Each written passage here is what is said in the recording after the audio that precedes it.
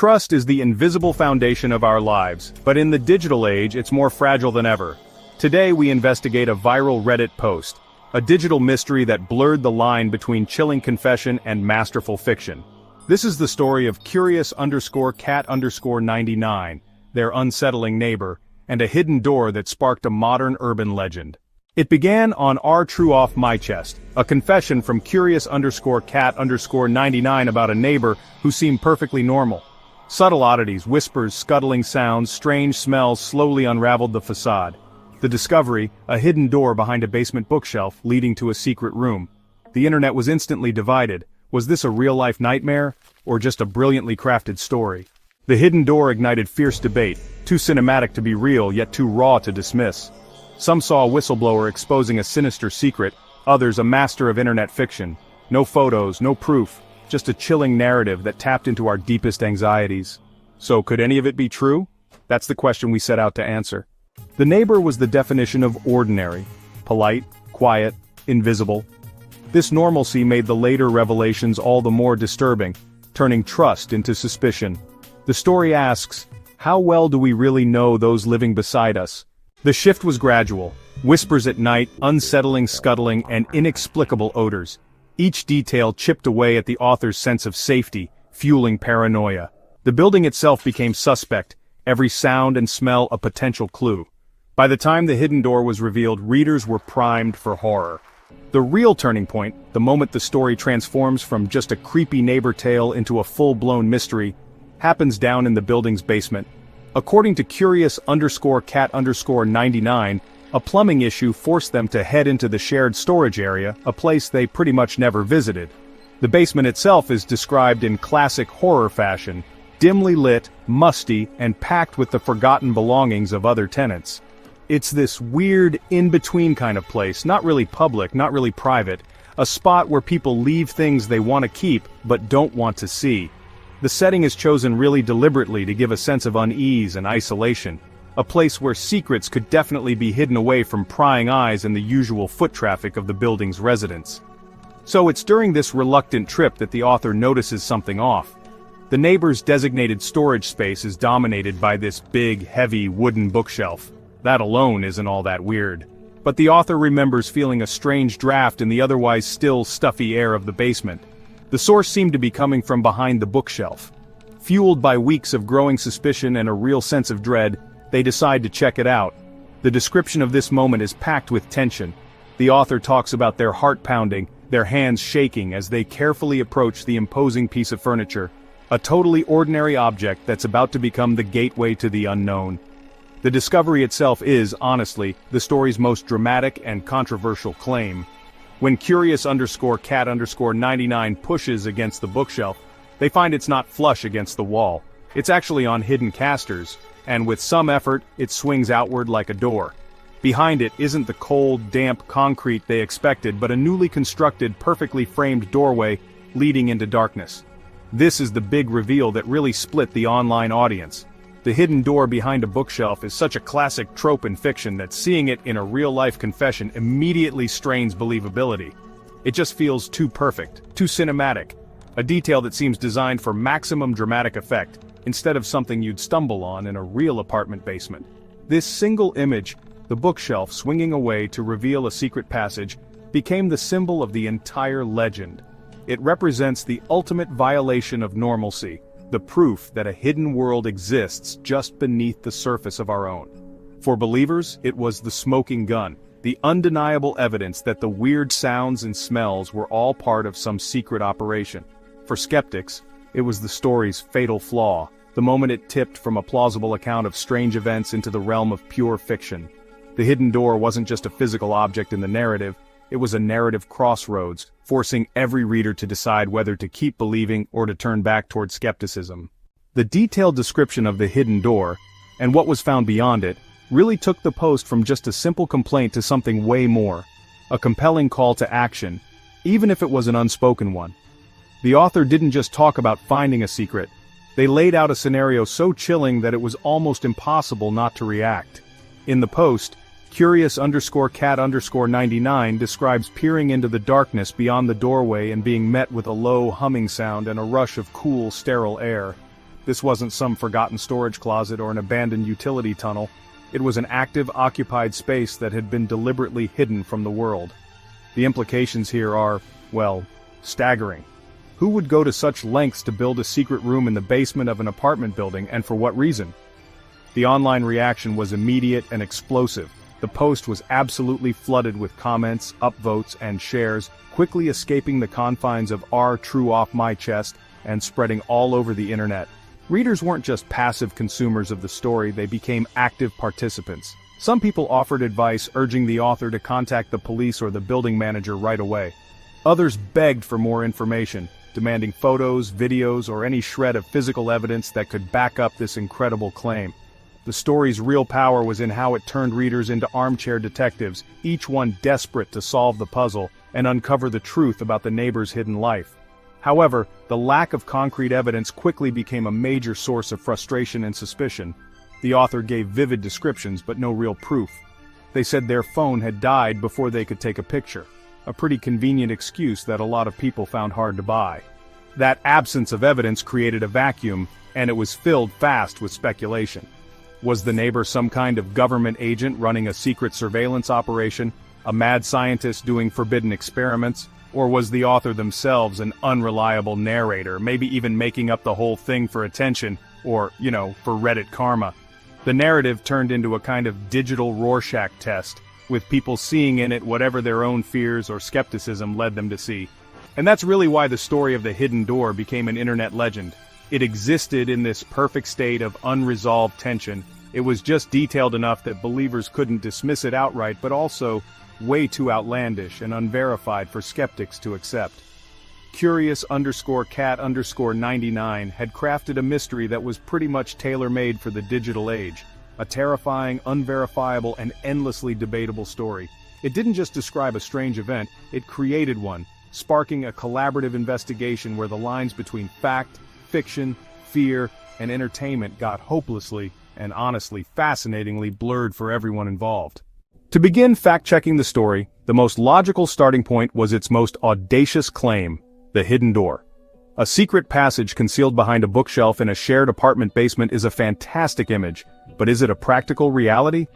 To answer this, I reached out to James R., a seasoned architectural expert with over 2 decades of experience in residential building design and structural engineering.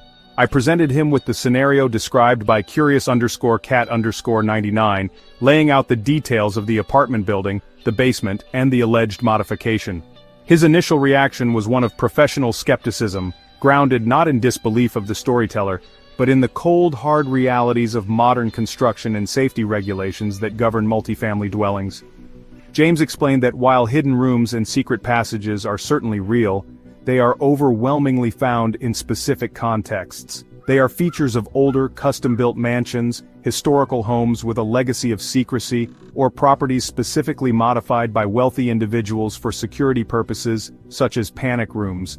In these cases, the construction is often part of the original design or a very expensive and complex renovation. The idea of surreptitiously installing such a feature in a shared communal space like an apartment basement presents a host of logistical and legal nightmares that make it almost entirely implausible. The level of work, noise, and debris removal required would be nearly impossible to hide from other tenants or building management. He elaborated on the structural challenges. Apartment basements are not empty canvases. They are the foundational heart of the building, a complex network of load-bearing walls, support columns, plumbing, electrical conduits, and HVAC systems. Creating a new doorway, let alone an entire hidden room, would likely require cutting through reinforced concrete or cinder block walls. Such a modification would risk compromising the structural integrity of the entire building. It's not a simple DIY project one could undertake over a weekend. It would necessitate specialized equipment, significant engineering knowledge, and would generate a tremendous amount of noise and dust, making it an operation that could hardly go unnoticed by neighbors. Furthermore, James pointed out the sheer impracticality of the bookshelf as a door mechanism in that specific environment. Basements, especially in older buildings in regions like the Pacific Northwest, are prone to dampness and temperature fluctuations, wood swells and warps. A heavy wooden bookshelf, especially one loaded with books, would be a clumsy and unreliable mechanism for a frequently used door. It would stick, scrape the floor, and require constant maintenance to function smoothly. From a purely practical standpoint, it's an elegant solution in a climate-controlled library in a movie, but a deeply flawed and frustrating one in a real-world musty apartment basement setting. Beyond the practical and structural hurdles, James R. emphasized the most significant barrier: the law. Modern apartment buildings are governed by a labyrinth of strict building codes, fire regulations, and safety standards. These rules are not suggestions, they are legally mandated requirements designed to protect the lives of residents. Concealed exits or entrances, especially in a shared space like a basement, are a flagrant violation of nearly every fire code on the books.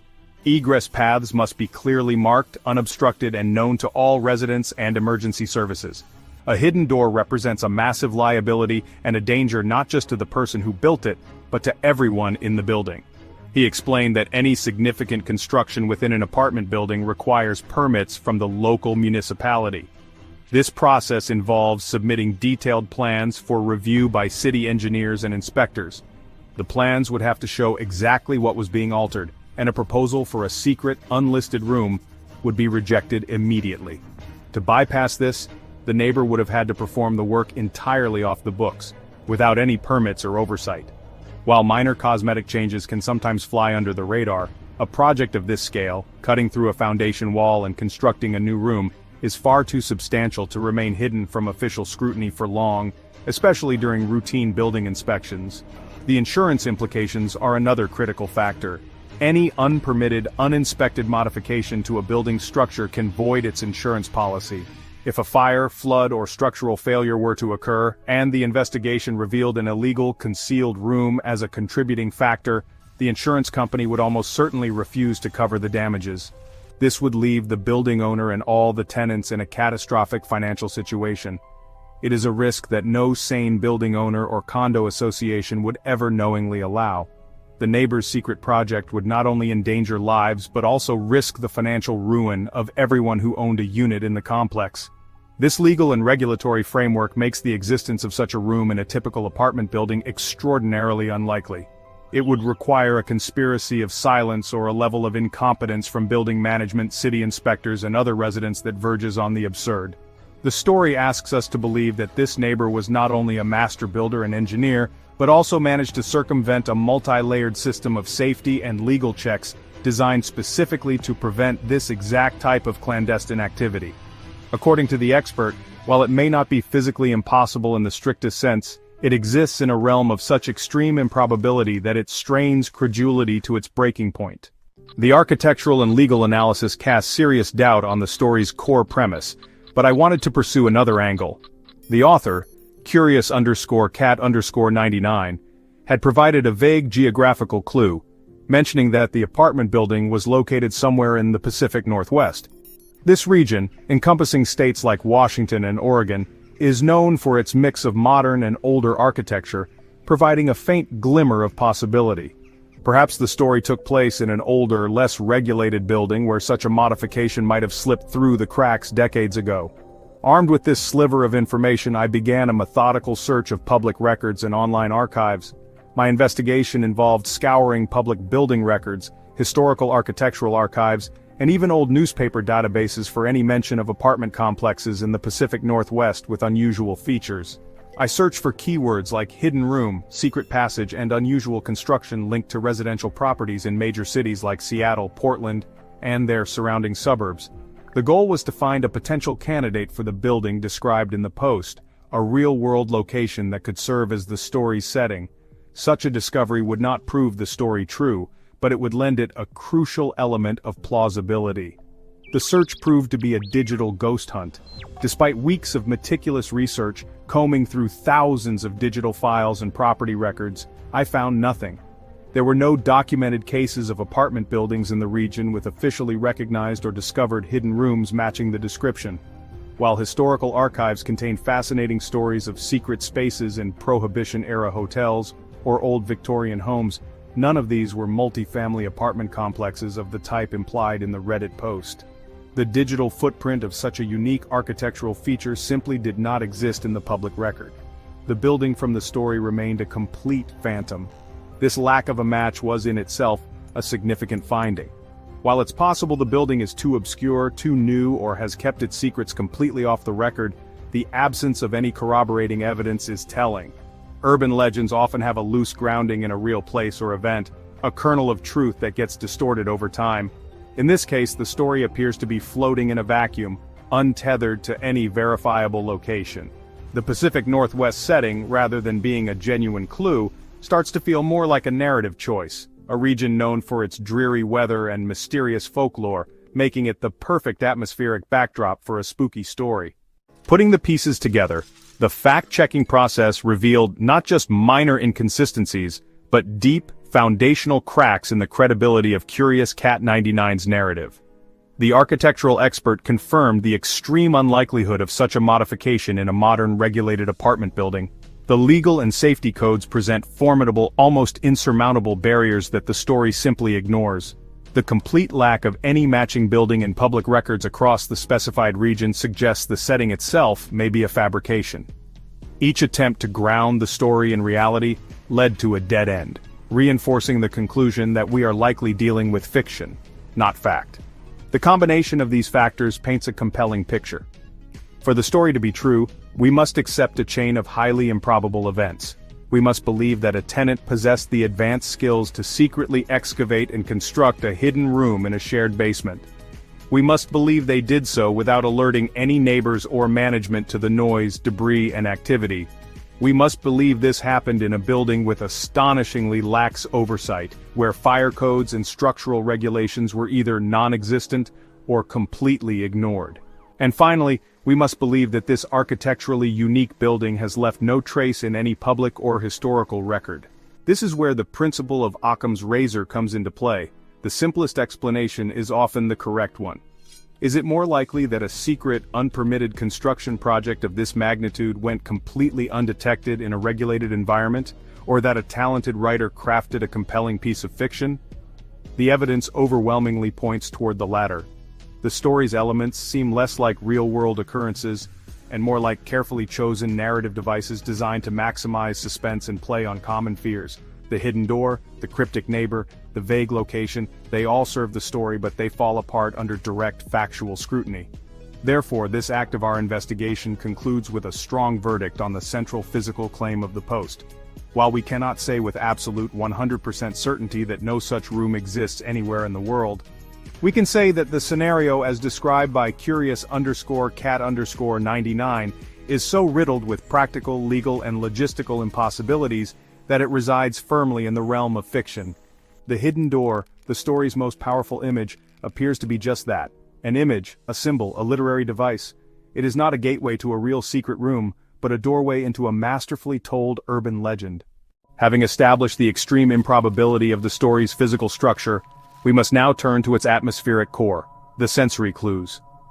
The tale told by Curious_Cat_99 is built not just on the shocking discovery of a door, but on the slow, creeping dread induced by unexplained sounds and smells. These elements are what initially transformed a normal neighbor into a source of fear.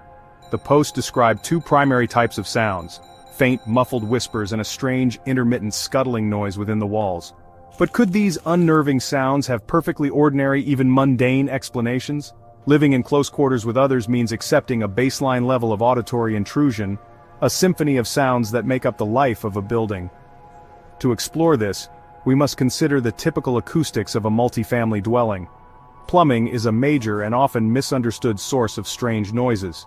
Water rushing through pipes, especially in older buildings, can create a wide range of sounds.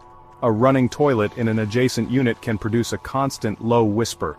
The shuttering of pipes, a phenomenon known as water hammer, can cause sudden bangs and rattles. Even the heating and ventilation systems contribute to the building's soundscape, with ducts carrying faint conversations from distant apartments and vents humming or whistling in unpredictable ways. These sounds, while normal, can easily be misinterpreted by a mind already primed for suspicion. The scuttling noise is another element that, while eerie, has several plausible explanations. The most obvious culprit is pests. Rodents like mice or rats, or even larger animals like squirrels or raccoons, can find their way into wall cavities, attics, and crawl spaces, especially in older buildings or those near green spaces. Their movements, particularly at night when the building is quiet, can sound surprisingly loud and deliberate. The sound of an animal scratching at drywall or scurrying along a pipe can easily be perceived as something more sinister if the listener is not aware of the source. The building itself also moves and settles, causing creaks and groans that can be sporadic and difficult to pinpoint. Ultimately, apartment buildings are living, breathing entities with their own unique set of mechanical and structural noises. What one person dismisses as the heating kicking on, another might perceive as a mysterious hum.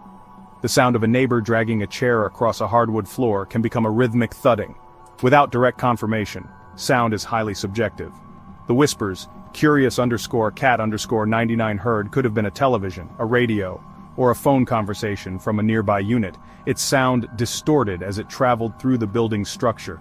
The scuttling could have been pipes, pests, or the building's natural settling. In isolation, these sounds are ambiguous, a blank canvas onto which fear can paint a terrifying picture. Alongside the strange sounds, the mysterious smells described by curious_cat_99 played a critical role in building the narrative of dread. The post detailed a perplexing rotation of odors, from sharp chemical smells to a faint sweet scent of decay. To get an expert perspective on what could cause such phenomena, I spoke with Dr. Elena Vasquez, a forensic chemist who specializes in environmental analysis and indoor air quality. She explained that mysterious smells in apartment buildings are a common complaint, and their sources can be complex and often surprising. The interconnectedness of ventilation systems, plumbing, and shared wall spaces means that an odor originating in one unit can easily travel to another. Dr. Vasquez first addressed the chemical smell.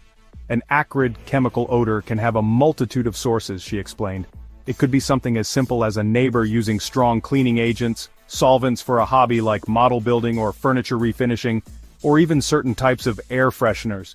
In some cases, off-gassing from new carpets, paint, or furniture can produce chemical smells that linger for weeks. She noted that without knowing the specific chemical signature, it's nearly impossible to determine the source.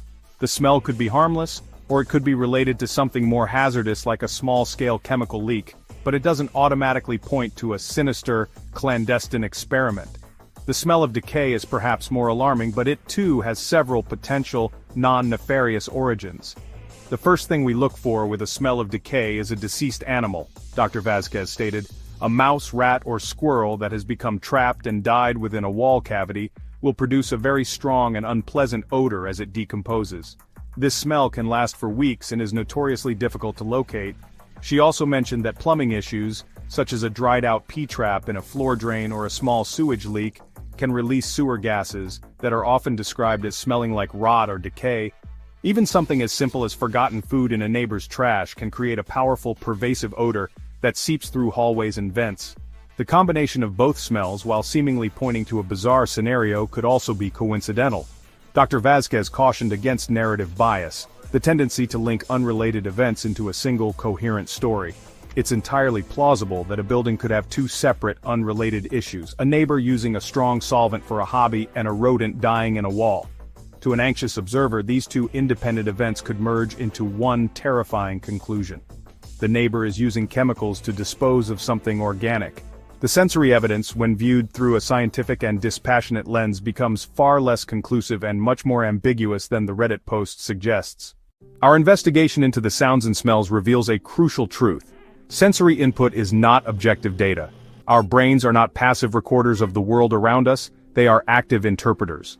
What we hear, see, and smell is filtered through our emotions, our memories, and our expectations. To understand how normal building quirks could be transformed into a narrative of horror, we must explore the psychology of perception, especially in an environment of uncertainty and fear. When we feel anxious or threatened, our senses go on high alert. This heightened state of vigilance, known as hypervigilance, can cause us to notice things we would normally ignore and assign threatening meaning to ambiguous stimuli. Think of it as a primitive survival mechanism. Our ancestors needed to be acutely aware of faint rustling in the bushes or an unfamiliar scent on the wind, as it could signal a predator. In the modern world, this same mechanism can be triggered by psychological stress. For curious_cat_99, the initial suspicion of their neighbor may have created a feedback loop. The more they worried, the more attuned they became to every faint sound and strange smell. A creaking pipe was no longer just a creaking pipe, it became evidence.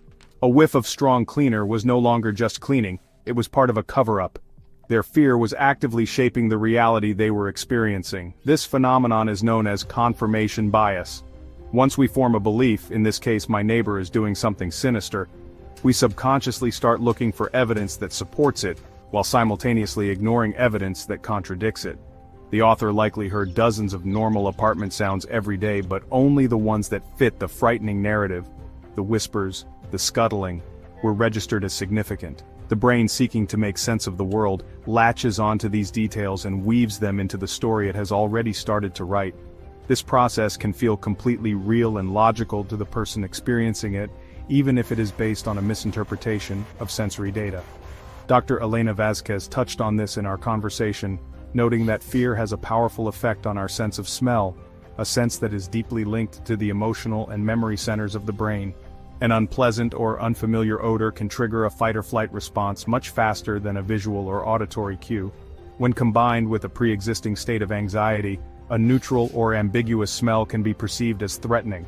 The brain, in its effort to protect us, can amplify normal sensory input into an eerie and terrifying experience, especially when we are alone in our homes, the one place we are supposed to feel safe. Ultimately, the sensory clues at the heart of the curious_cat_99 story are powerful, not because they are definitive proof of anything sinister, but because they are profoundly ambiguous. It is this ambiguity that makes them the perfect fuel for a modern urban legend. A photograph of a hidden door can be analyzed and debunked, an architectural plan can be fact-checked, but a person's subjective experience of a sound or a smell is almost impossible to verify or disprove. It exists in the private internal world of their own perception, making their testimony compelling and deeply personal, even if it is flawed. The story's foundation is not built on hard evidence, but on the much softer, more malleable ground of sensory experience. When we strip away the narrative lens of the Reddit post, the evidence becomes far less compelling. What we are left with is a collection of common occurrences in an apartment building, strange noises from the plumbing and structure, pest activity, and transient smells from cleaning products or plumbing issues. These are the everyday annoyances of communal living. However, when these mundane events are filtered through a lens of fear and suspicion, they are transformed. They cease to be random, disconnected events and instead become a sequence of clues, a trail of breadcrumbs leading to a dark and terrifying conclusion. Fear, in this context, is not just an emotion, it is an active interpreter of reality. This explains why the story resonated so strongly with so many people. It taps into a universal experience of hearing a bump in the night and letting one's imagination run wild. We have all been in a situation where our minds have jumped to the worst-case scenario based on incomplete sensory information. The post from curious_cat_99 is a masterclass in articulating this feeling. It takes a common low-level anxiety about the unknown, the strangers we live beside, and escalates it into a full-blown horror story. The sounds and smells are the tools it uses to make the improbable feel frighteningly possible, bridging the gap between skepticism and belief with raw, relatable emotion. Therefore, our investigation into the sensory clues does not lead us to the neighbor's secret, but rather to the author's own psyche. It suggests that the story may not be an intentional fabrication or hoax, but rather an exaggerated personal experience where genuine anxiety warped the perception of reality. Whether consciously or not, curious_cat_99 may have been interpreting normal building quirks through the powerful and distorting lens of fear. The whispers, the scuttling, and the smells were likely real sensory inputs, but their meaning and significance were almost certainly a product of a mind already convinced that something was terribly wrong next door. With the physical and sensory evidence proving to be highly dubious, our investigation now moves to the story's narrative climax, the secret room itself. According to curious_cat_99, this was no simple empty space. It was the dark heart of the entire mystery, a chamber filled with humming devices, sophisticated surveillance equipment, and walls covered in cryptic symbols. This description marks a significant shift in the narrative. The story moves away from the realm of the potentially explainable and plunges headfirst into the territory of high-stakes cinematic thrillers. The room is the narrative payoff, the horrifying confirmation of the author's deepest fears, meticulously detailed to evoke maximum dread and fascination. The description of the room's contents is intentionally vague yet highly suggestive. The The humming devices and surveillance equipment are powerful signifiers that tap into a wellspring of modern anxieties about technology, government oversight, and the loss of privacy. The author provides no specifics about what these devices were or what they did, which is a clever narrative choice. This lack of detail allows the reader's imagination to fill in the blanks with their own worst fears. Are they instruments of torture, tools for espionage, unholy scientific apparatuses? The ambiguity is the engine of the horror, as the unknown is always more terrifying than the known. The room becomes a canvas for our collective paranoia. This part of the story functions as a point of no return for the reader. To accept this description is to fully commit to the most sinister interpretations of the neighbor's activities. The stakes are raised exponentially. The mystery is no longer about a strange neighbor but about a potential threat to society itself. This escalation is a hallmark of creepypasta and internet urban legends, which often begin with a relatable, mundane premise and gradually build to an outlandish and terrifying conclusion, pulling the audience along for the ride. The secret room serves as the story's thematic core. It represents the ultimate hidden truth, the dark reality concealed behind the mundane facade of everyday life. It is the physical manifestation of the idea that people are not what they seem, and that the world is filled with terrible secrets. Whether this room ever existed in reality is, at this point in our investigation, almost secondary to its narrative function. It is the powerful central image that gives the entire story its meaning and its chilling impact. It's the monster at the end of the hallway, the revelation that validates every preceding moment of fear and suspicion described in the post. Perhaps the most intriguing detail in the description of the secret room is the claim that its walls were covered in strange glyphs, numbers, and coded messages. This element adds a layer of intellectual mystery and, honestly, a kind of esoteric horror to the narrative. Symbols are inherently powerful. They suggest a hidden language, a secret knowledge accessible only to initiates. By including them, the author transforms the neighbor from a mere technician or criminal into something more akin to a cultist, a savant, or a conspirator communicating in a language beyond our comprehension.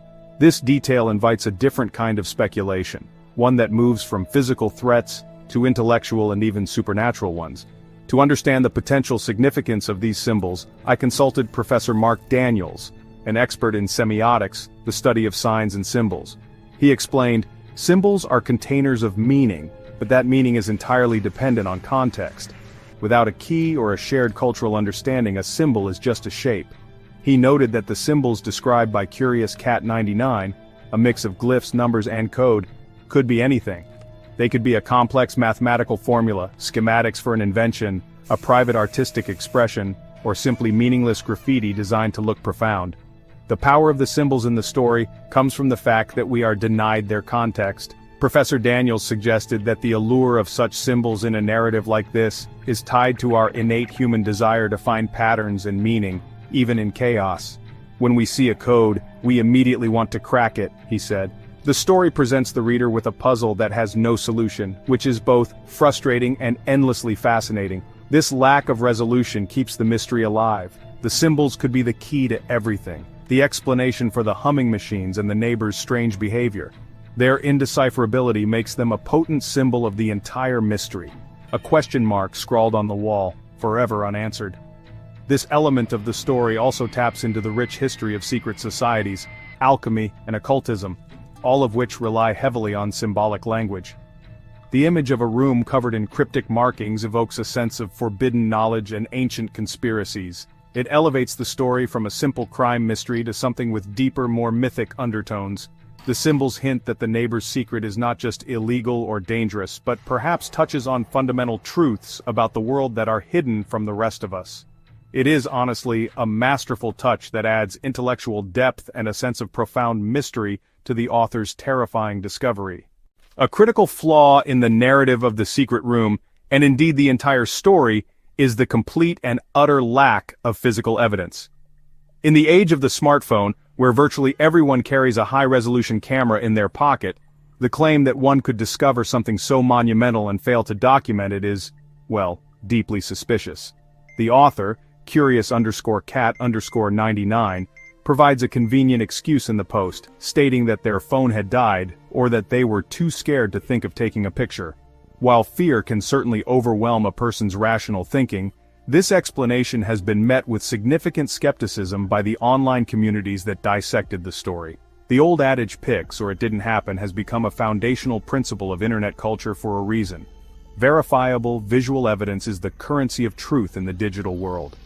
A single, blurry photograph of the room, a short video clip of the humming devices, or even a clear shot of one of the cryptic symbols would have transformed the story from a compelling piece of fiction into a credible account demanding serious investigation. The fact that no such evidence was ever produced is perhaps the single most damning argument against the story's authenticity. It leaves the entire narrative suspended in the realm of pure testimony, relying solely on the reader's willingness to trust the word of an anonymous stranger. This absence of evidence creates a narrative vacuum. Without proof, the story cannot be definitively confirmed, but it also cannot be definitively debunked. It exists in a state of perpetual ambiguity, which is precisely what allows it to thrive as an urban legend. The lack of photos forces the entire discussion to be based on speculation and belief, rather than on fact. It shifts the focus from what happened to what if it happened, which is a far more engaging and enduring conversation. The storyteller, whether intentionally or not, created a mystery that is immune to final resolution by withholding the very thing that could have solved it. This convenient lack of proof is a recurring theme in many famous hoaxes and fictional creepypasta stories. The narrator is always somehow prevented from capturing the crucial evidence, whether by a dead battery, a sudden interruption, or an overwhelming sense of fear. This trope serves a dual purpose.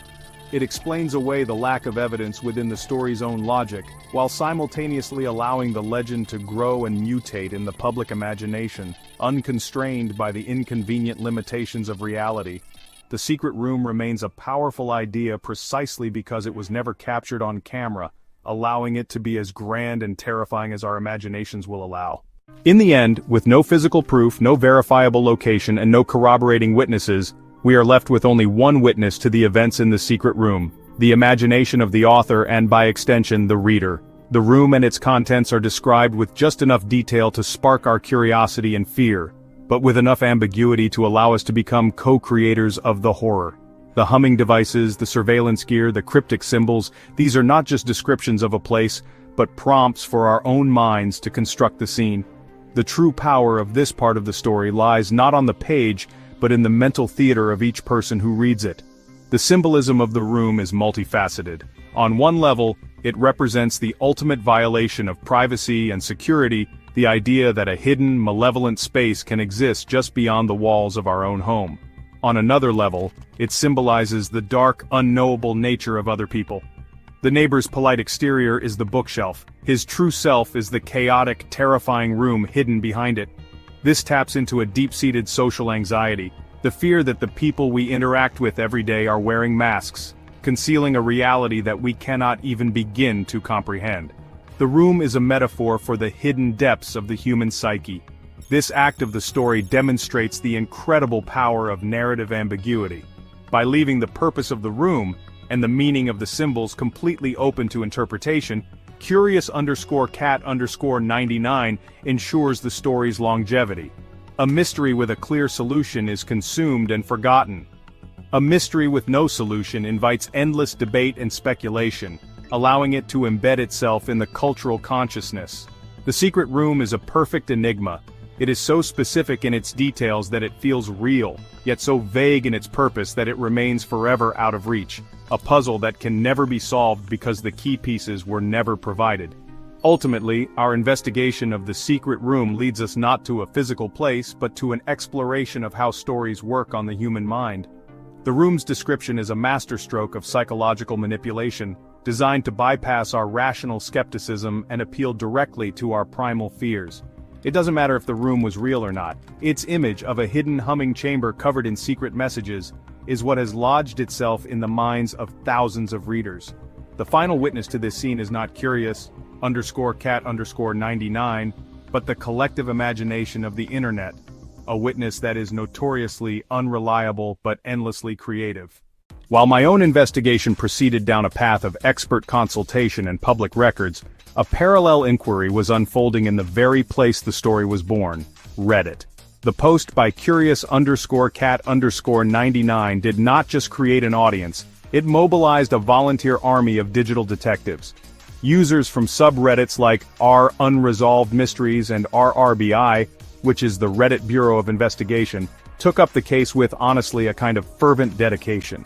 They organized their efforts in sprawling comment threads, creating a dynamic, crowdsourced investigation that operated around the clock. These online sleuths, armed with a diverse set of skills and, well, an abundance of time, began to methodically pick apart every sentence and every claim the author had made. The initial phase of the Reddit investigation was frankly a frantic brainstorm of possibilities.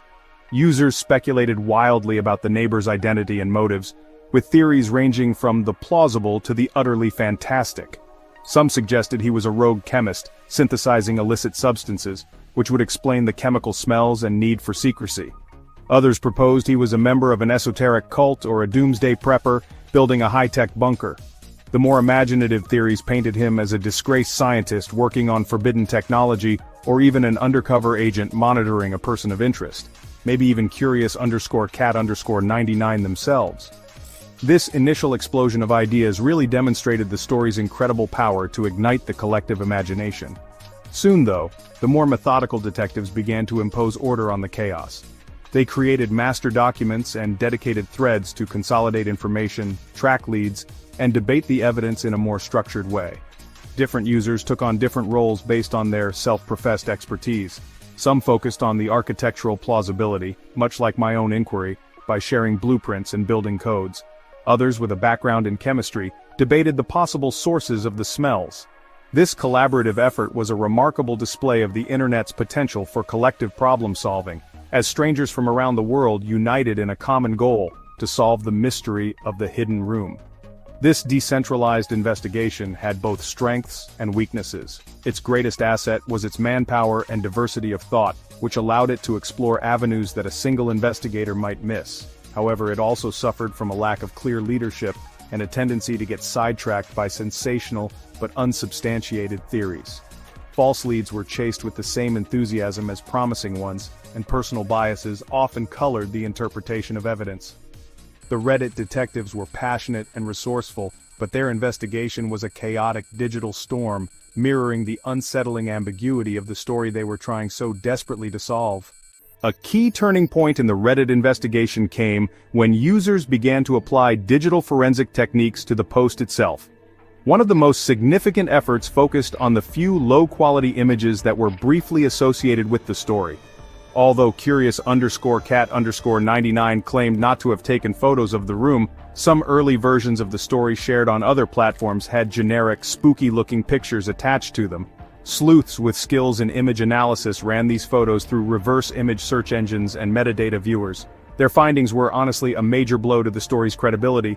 The images were all stock photos or pictures taken from older, unrelated internet forums about urban exploration.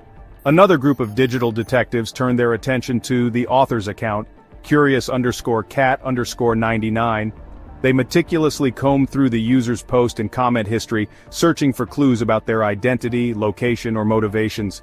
What they found was, well, a ghost.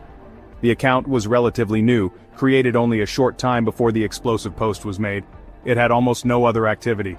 This is a common red flag in the world of online forums, often indicating a throwaway account created specifically to post a single, controversial story without it being traced back to the user's main online identity.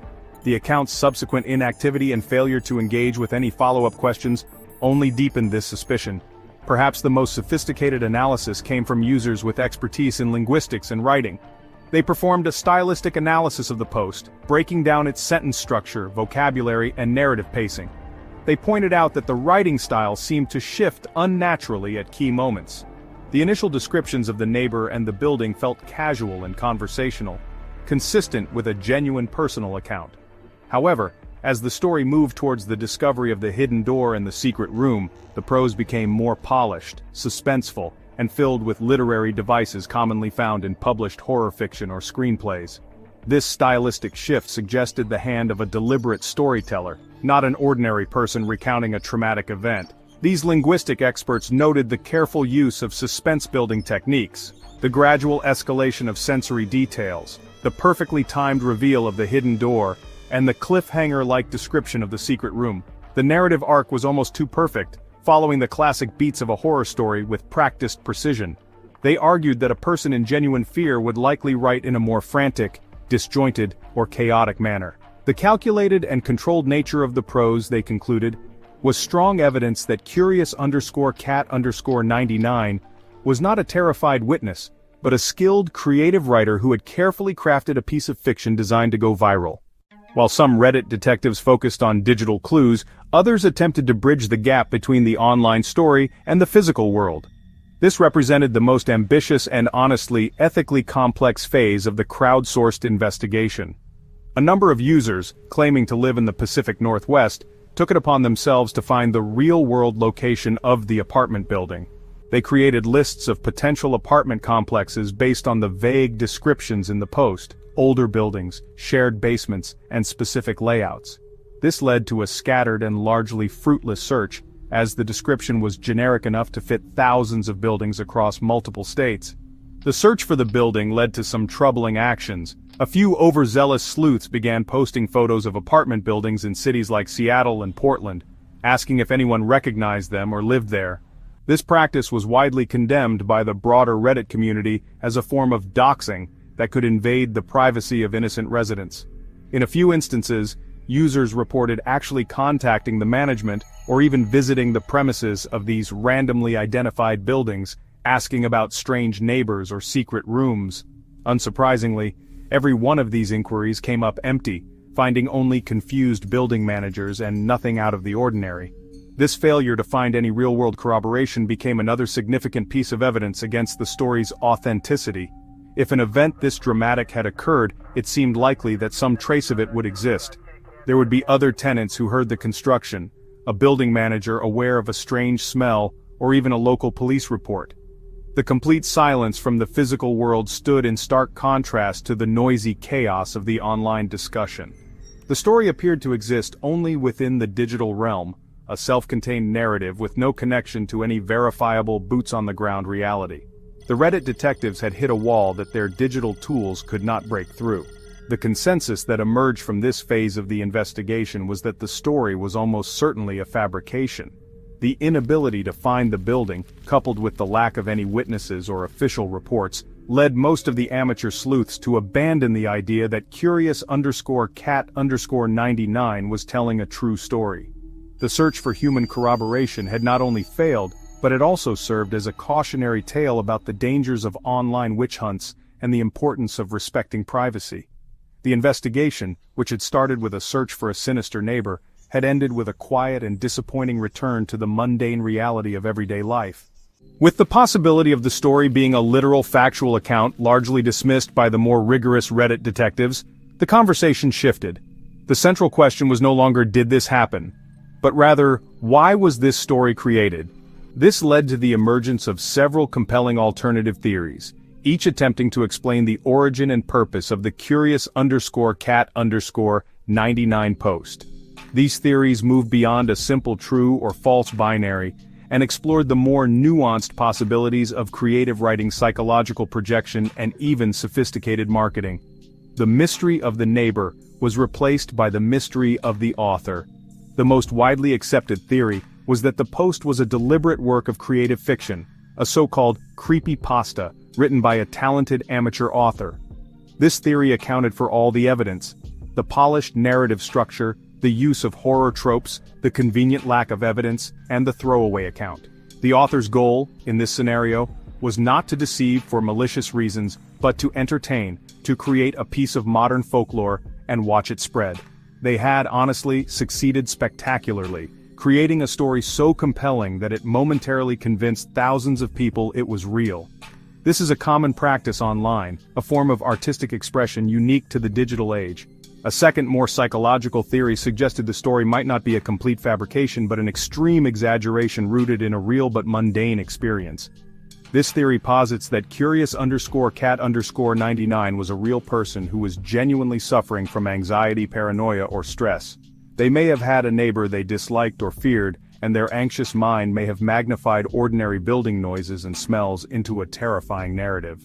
The story, in this view, was a form of psychological projection, a way for the author to articulate their internal fears by creating an external fictional threat. It was less a hoax and more a cry for help, filtered through the lens of a horror story. Finally, a more cynical but plausible theory emerged, that the story was a form of viral marketing or a social experiment. Some users speculated that it could have been a guerrilla marketing campaign for an upcoming horror movie, video game, or novel. By creating a viral, real-life mystery, a company could generate massive organic buzz for their product. Others suggested it might be a social experiment conducted by a student or researcher to study how misinformation spreads online.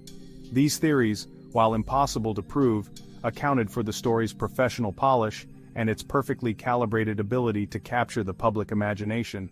They suggest the story was not just art, but a tool with a specific hidden purpose. After weeks of investigation, after consulting with experts and diving deep into the digital rabbit hole of Reddit detectives, we find ourselves at an unsatisfying yet inevitable conclusion. There is no definitive proof that the story of curious_cat_99 and their neighbor's secret room is true.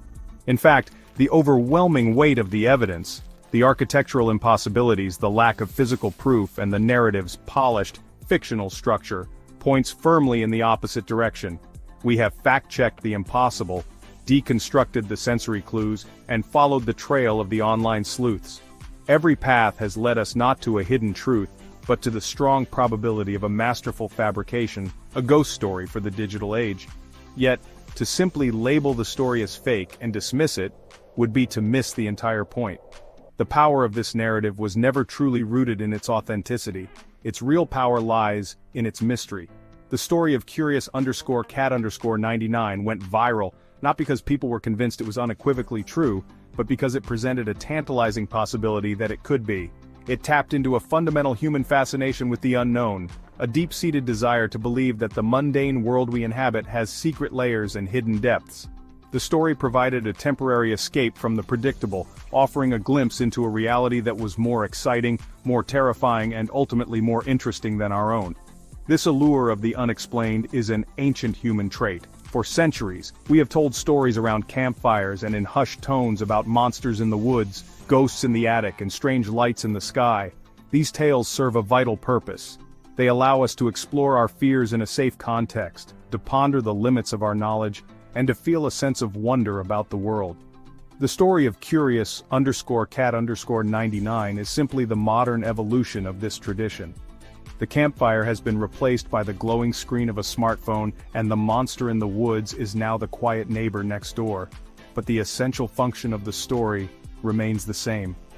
The fact that the mystery remains technically unsolved is crucial to its longevity. A mystery with a neat solution is a temporary puzzle. A mystery that lingers, that resists a final answer, becomes a legend. By disappearing after posting their story, curious_cat_99 ensured their tale would never be definitively debunked. They left the door to speculation permanently ajar, allowing the story to live on in the minds of thousands. It exists in that perfect, enduring space between belief and disbelief, a place where the question, "what if?" is more powerful than any factual answer could ever be. The story's true power is not in what it reveals, but in what it continues to hide.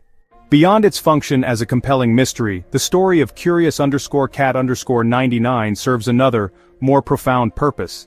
It acts as a mirror, reflecting our deepest collective anxieties in the 21st century. The narrative is a perfect tapestry woven from the threads of modern fears. The quiet, unassuming neighbor who harbors a dark secret speaks to the erosion of community and the growing sense of isolation and anonymity in urban life. In a world where we can live inches away from strangers for years without ever truly knowing them, the story validates a latent fear that this polite distance could be masking something truly monstrous. It asks a question many of us have silently pondered: how well do you know the people you trust with your proximity? The elements within the secret room, the humming devices and surveillance equipment, tap directly into our widespread paranoia about technology, privacy, and unseen forces of control. We live in an age of data breaches, government surveillance, and corporate tracking. The idea of a hidden operation monitoring us from the next apartment feels less like pure fantasy, and more like a plausible, if extreme, extension of our current reality. The story gives a physical form to the intangible anxieties of being watched, listened to, and controlled by technologies we do not understand. The neighbor's secret room becomes a microcosm of a world where privacy feels like an illusion. Furthermore, the story's platform, an anonymous Reddit forum, is itself a reflection of our complex relationship with truth and trust in the digital age. We are constantly bombarded with information, and we have to make instantaneous judgments about what is real and what is fake. The debate that raged in the comment sections, with believers and skeptics arguing their cases, is a perfect snapshot of our current information ecosystem. The story of curious_cat_99 forces us to confront our own biases and to question how we determine credibility when there are no clear authorities or verifiable facts to guide us.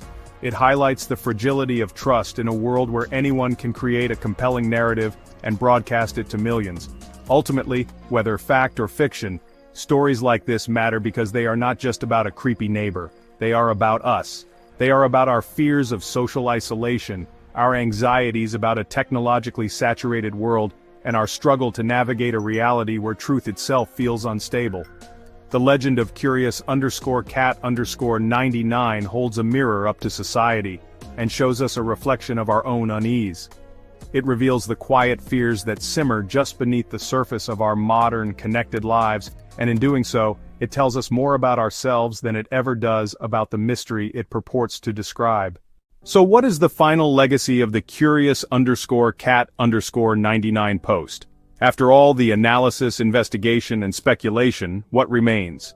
The story lingers as a quintessential piece of modern folklore, a digital ghost story passed not from person to person in a darkened room, but from screen to screen across the globe.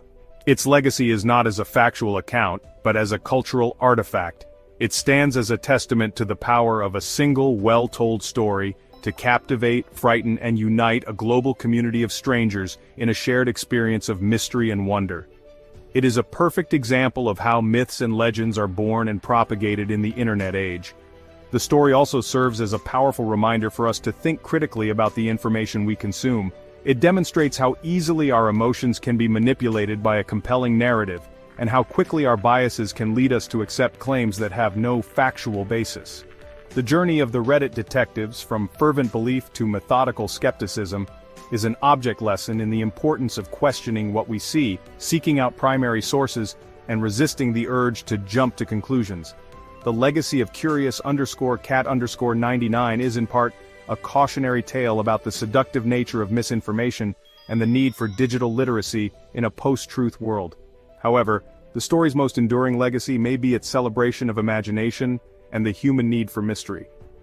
In a world that often feels overly explained, rationalized, and demystified, a story like this re-enchants our reality. It reminds us that there is still room for the unknown, for secrets hidden behind bookshelves, and for the thrilling possibility that the world is stranger than we think. It gives us permission to wonder, to speculate, and to engage with our fears in a creative and collaborative way. It is a shared daydream, or perhaps a shared nightmare, that momentarily lifts us out of the ordinary and into the realm of the extraordinary. In the end, our investigation closes not with an answer but with a deeper appreciation for the question. The truth of the neighbor's secret life may be lost forever, likely because it never existed in the first place, but the truth of the story's impact is undeniable. It sparked a global conversation, it revealed our collective anxieties, and it created a legend that will be told and retold for years to come. It reminded us that trust is fragile, that fear is a powerful interpreter, and that sometimes the mystery itself is far more important than the solution. The power of curious_cat_99 was never about the secret in the room, but the power of the story itself.